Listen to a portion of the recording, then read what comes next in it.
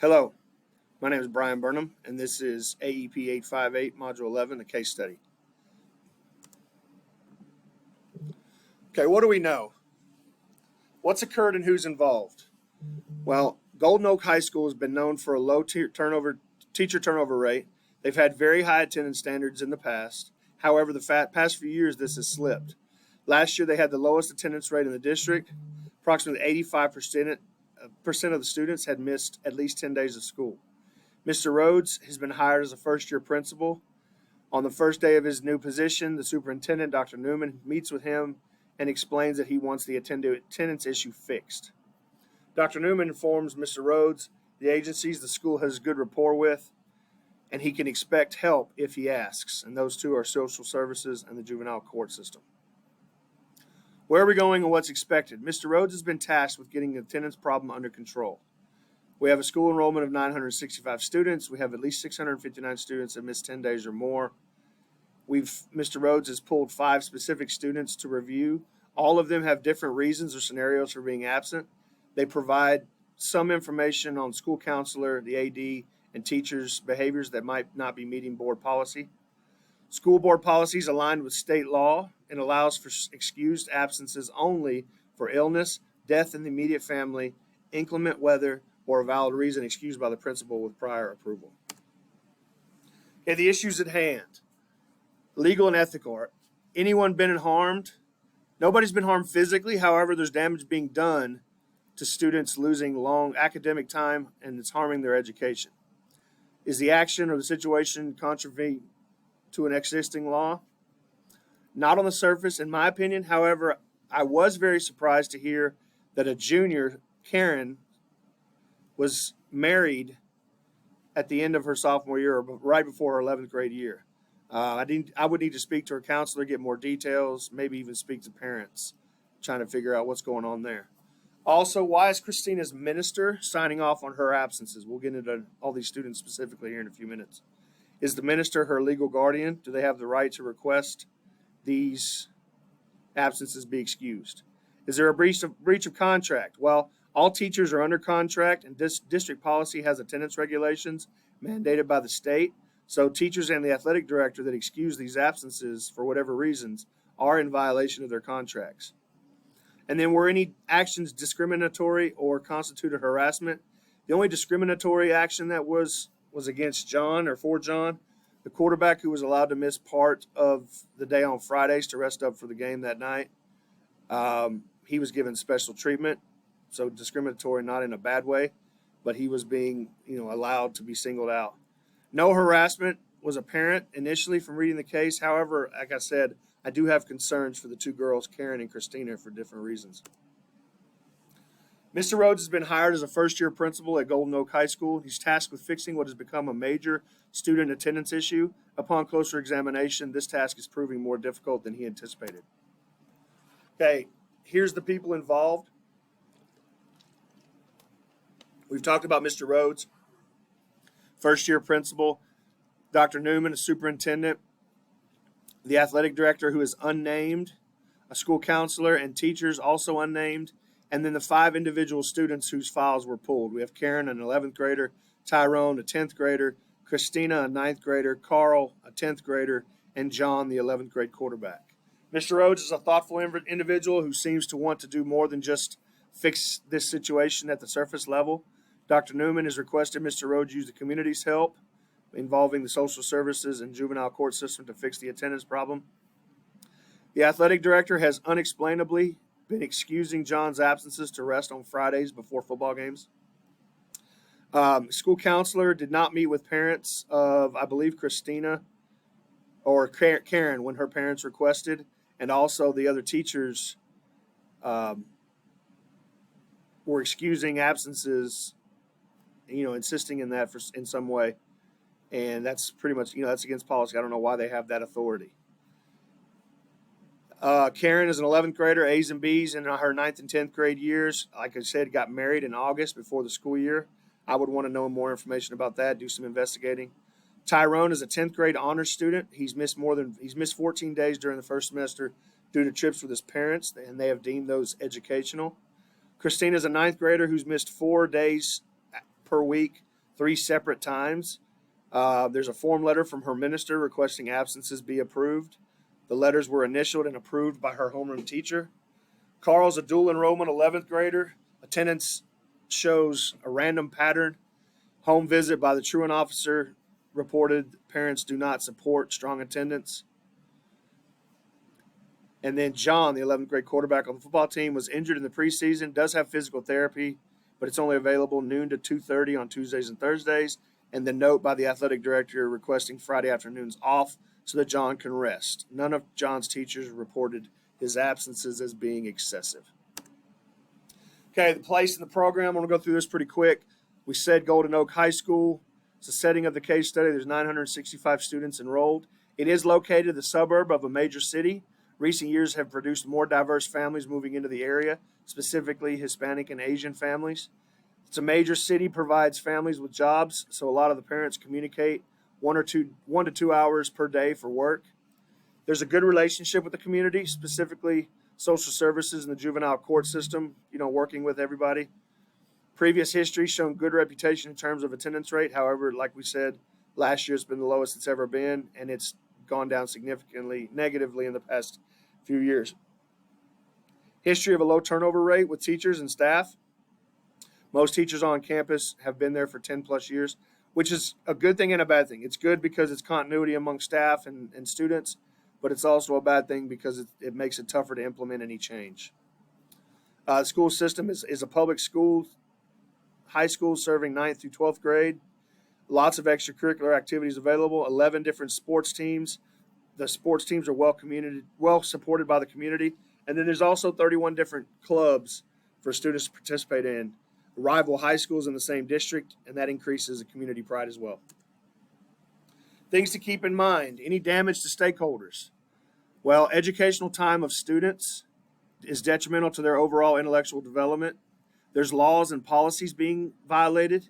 Specifically, Carl's parents are breaking federal law. There's a quote in our case study that says compulsory school attendance is legally governed by the concept parens patriae, the common law doctrine that gives the state the prerogative to secure the welfare of individuals. Because parents have a duty to educate their children, the state may compel them to do so. And that's the court case Prince versus Massachusetts in 1944. District policy aligns with state policy. The athletic director and the teachers are in direct violation. It is against board policy to excuse more than 3 absences that do not fall into the categories that were deemed by the state. We talked about those: illness, death in immediate family, inclement weather, or pre-approved by school officials.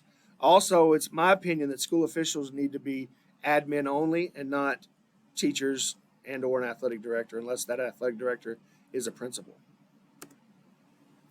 Who has a stake or something to lose? Well, the students, obviously, because their educational development is being negatively affected. Also, the principal, Mr. Rhodes, he was hired partly to deal with the attendance issue first and foremost. The parents and other community members, their children will be less developed, less prepared for post-secondary opportunities. Students with less skills ultimately means less qualified workforce to contribute to the local framework of the community.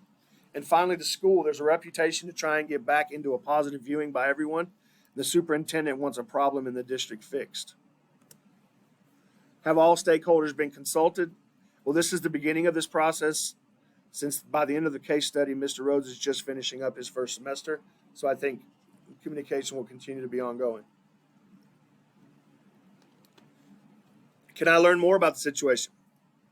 Yeah, I think I'd like to know why teachers have the power to excuse absences. Who gave them that authority? Is board policy common knowledge amongst faculty? Are they uninformed, or are they being insubordinate? Why was there not more communication throughout the semester to begin investigating or questioning these students' attendance behaviors prior to Mr. Rhodes requesting their files? Finally, do I have enough information to make a decision? I believe there's enough information to make a decision. However, having answers to these questions would allow me to make a more informed decision and have rationalization for the next steps. Okay, my options. You can pause and read all this. I'm just going to read through the options themselves. Ignore and do nothing. Option 2, require teachers to read attendance policy and request that they do better encouraging it. Option 3, provide an attendance policy professional development, requiring all faculty and staff to sign off agreeing that they understand it. And option 4, require an attendance policy PD for all faculty and staff and change policy, making all attendance go through an attendance office in the front office, and administration excuses all absences over students' allotted amount according to board policy moving forward. Okay, evaluation of these options. Option 1, ignore and do nothing. There's no real pros here. Teacher morale might remain high because they're not feeling singled out or attacked. However, the cons are student performance continues to slip, grades are affected, school reputation remains low, principal fails to complete the main task superintendent requested get fixed. Option 2, require teachers to read attendance policy and request that they do better enforcing it. The pros, staff morale remains high. Problem is at least acknowledged. Staff's informed they need to be improved. The cons, it doesn't really solve the problem or put into place a guaranteed fix. There's no accountability amongst faculty that's created, and the overall problem and or school culture is not going to change. Okay, providing an attendance policy PD and requiring all faculty members to sign off. The pros, this at least acknowledges that there is a problem and teachers are trained on an attendance policy, creates accountability for faculty and staff to improve. However, the cons, it continues to put attendance in the hands of teachers. Schools ultimately held responsible. Option 4 is the best, in my opinion. I'm not going to read the whole thing. It's approved by the principal, takes responsibility out of the hands of teachers, creates immediate action, forcing higher attendance by students. Their grades and academic progress will improve. The cons, there's potential pushback from some faculty and parents. Also, school-wide policy change may require district office approval, which could slow down the approval process and or put into action pace. Obviously, I would choose option 4. It's the most comprehensive and creative option. It acknowledges Mr. Rhodes' efforts to solve the problem that he was asked to solve by Dr. Newman, the superintendent, creates accountability for his faculty and staff, acknowledges that there's severe absenteeism and it's a chronic problem that has to be solved immediately. The attendance policy professional development will reiterate to teachers that policy is in place for all students and nobody gets an exception.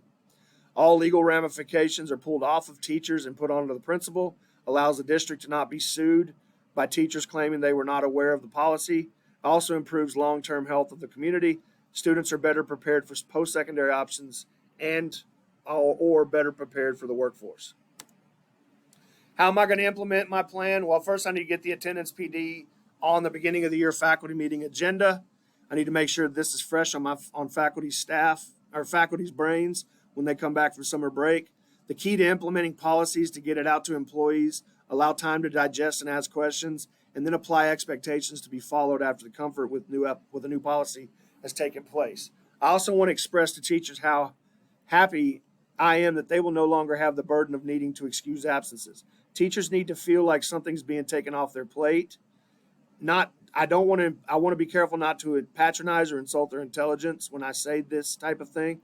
I just want to acknowledge that all of their other responsibilities they have and how important being great at those is. We're trying to take something off of their plate with attendance. And then work with central office to see if we can get a computer program put in place where teachers can take attendance electronically and attendance secretary runs a report each day for Mr. Rhodes to review. In the meantime, it would need to be taken first period before class in the first 10 minutes and sent to the front office. We would have some sort of attendance form or something for them to fill out. And then it needs to be taken each period after that through an email or something like that it can be documented. And then what could happen? Parents, teachers, and students could have negative reaction, expect blowback, potentially pushback from parents and students. Absences may actually go up initially in protest of the new policy.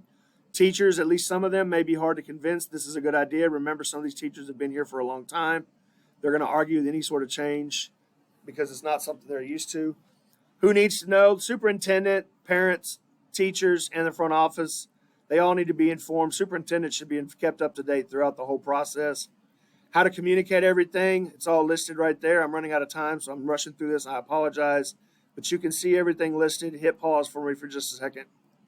And if this plan doesn't work, to me, this is the best course, and the best way to implement and keep this from not working is to take weekly data, bi-weekly at the worst, monitor and speak to the teachers that aren't collecting attendance correctly.